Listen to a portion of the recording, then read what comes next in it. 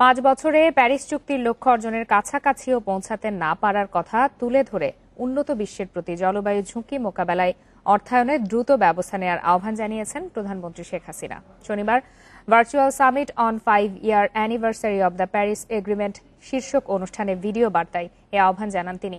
এ সময় শেখ হাসিনা বলেন, ঐতিহাসিক প্যারিস চুক্তির 5ম বার্ষিকী উদযাপন করলেও দুর্ভাগ্যক্রমে সেই চুক্তির অধীনে নির্ধারিত লক্ষ্যগুলোর কাছাকাছিও পৌঁছানো যায়নি। তিনি বলেন, বসে থাকলেই জলবায়ু পরিবর্তন বিরতি দেবে না বা তার বিরূপ প্রভাব থেকে আমাদের রেহাই দেবে না। এছাড়া প্রতি বছর জলবায়ু পরিবর্তন সংবেদনশীল প্রকল্পের জন্য $200 কোটি ও অভিযোজন ব্যবস্থার জন্য $300 কোটি ব্যয় করার কথা উল্লেখ করেন প্রধানমন্ত্রী।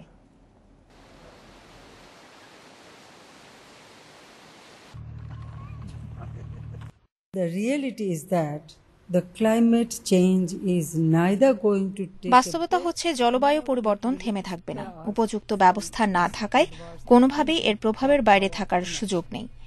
যথেষ্ট প্রতিকূলতার মধ্যেও জলবায়ু পরিবর্তনের বিষয়গুলোতে বাংলাদেশ নিজেকে উপযোগী করে একটি নেতৃত্বস্থানীয় জায়গায় পৌঁছতে পেরেছে।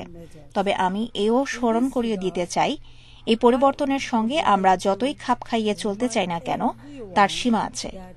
প্রতি বছর আমরা জলবায়ু পরিবর্তন প্রকল্পে $2 বিলিয়ন খরচ করছি, আর অভিযোজন প্রকল্পে বরাদ্দ $3 billion. for climate change sensitive projects and $3 billion